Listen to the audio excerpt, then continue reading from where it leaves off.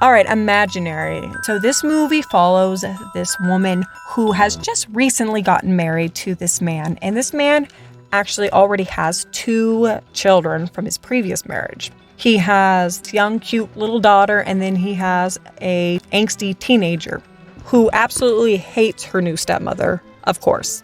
So this new blended family end up moving into our main character's childhood home. And while there, the youngest daughter ends up finding this little teddy bear in this dark, creepy basement. This little girl just waltzes down into this dark, dilapidated basement and just starts looking around because little kids aren't afraid of the dark. That's definitely true. So this little girl, she gets a hold of this teddy bear that she finds in this creepy, dark basement. And she starts to act a little bit weird. At first, the weird is just kind of normal, like normal kid stuff, though. Like she is talking to Chauncey. Chauncey is kind of like her imaginary friend. Chauncey talks back to her. But things start to get a little bit weird when this little girl makes this scavenger hunt list of these kind of weird things that she needs to do or she needs to find in order for her to go into Chauncey's world. And the problem with this is that some of the things on this list are kind of not okay. Like one of the things is something that hurts. So at one point, this little girl tries to impale herself with a nail, and it's like, you could just get a paper cut. It doesn't, but I mean, everybody just has to go 100% or nothing, I guess. So if you've seen the preview for this movie, then you pretty much have a good idea exactly what kind of movie this is. If you went into this movie thinking, maybe it will be better than what I saw in the preview, it's not. What you were expecting from this movie is what you're going to get. It's not good. It's not scary. It's really corny. But the film does kind of know that it's corny. It's not trying too hard to be anything other than a corny B horror movie. The acting in the film is not too bad. Most notably, Betty Buckley, she's in this film. I think she does a great job. I mean, but even her, there are some lines where she says something and even she can't really make it sound natural. She's able to take these horrible lines and make it better than it deserves. So the movie pretty much it's trying to have this arc of this woman learning how to be the mother to these children and these children accepting her, especially the teenage daughter, because she's just the stereotypical angsty teenager that hates her. Apparently their actual mom is a drug addict or a insane person. I don't really actually know. There was probably one scene in this movie that genuinely was creepy, and it was when the little girl is having a tea party. You think she's talking to her imaginary friend, but it's actually her mom, because her mom snuck into the house. That was the only scene that was actually kind of creepy, because you actually heard someone respond. You hear her talking and she's like, "Oh, here you go, have some tea." And then you just hear a woman's voice goes, "Thank you." And that actually was a little unsettling. Now, I will say, I actually don't mind the premise of this movie. So in the movie, every culture had something like these imaginary friends. They were these entities that would be connected to children, and they would be interested in the children's imaginations or something like that. I don't know if that's exactly what the lore was, but that's the only thing I could remember. But I do have a question, which is okay, so if these entities are interested in children and their imagination, so the bigger the imagination, the more interested they are in the child.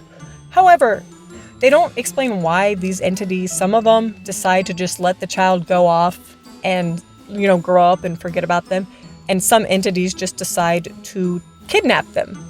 But like I was saying, I don't mind this idea. I think this idea could be kind of interesting. If you had the right people and you got some actual talented writers, I think that you could make this idea actually pretty creepy and pretty fun. I also think they could have thrown in something like children, because I don't know if this is true or not, but I think children that do have imaginary friends, it's more likely that they had some kind of childhood trauma. I could be completely wrong. I'm not a psychologist or anything like that. But at least for this movie or for this idea, let's say that was a factor as well. The kids that had the biggest imaginations, it was due to them having to create a fake world due to trauma.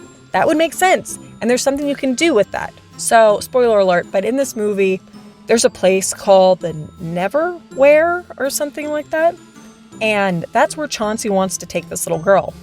And at one point, our characters go to this place. And the idea of that is cool. And there was so much they could have done with this. They could have made this so creepy. They go to this world, this Neverwhere world, where there's all these imaginary entities, and we get to see them in what they really look like. But we only see one. There's even like all of these doors, and at one point they all open. And, maybe we see like two, I'm not sure. But I thought we were going to have a scene, like that scene in the end of Cabin in the Woods. I was like, okay, I'm ready for this. Let's see it. Like, that would have made the movie 10 times better if they would have done something like that. And all of a sudden, we got to see all these different types of imaginary friends and what they actually looked like. Like these creepy monsters, these different creepy looking entities that are pretty much like almost these spirit-like gods that are just freaking creepy as hell, just chasing our characters around. Like, that would have been cool. That would have been fun. Like, why wouldn't you do that? But instead, all we see is like this spider-like monster thing who's not like that bad. I guess it's kind of creepy. And then we see Chauncey, and he's like a big bear with big teeth. And it's like so uncreative because it's like, okay, how can we make this teddy bear look really creepy? And it's like, just give him really long, sharp, bloody teeth, and that's it. That was just a complete missed opportunity. Like I said, I don't mind this idea. I kind of like this idea. There's so much room to explore this. It's like, okay, let's make up some lore. Let's go look into actual lore and see if there are things that we can, like actual entities that were said to exist that we can bring into the story. And maybe we can get an idea of what they would actually look like due to some ancient lore that we have or something. I don't know. Put in the hands of writers that were competent, who actually had imagination. We could have gotten something a lot more interesting. I don't know. I could kind of see this as almost like a little mini horror TV series if we could have done something like that.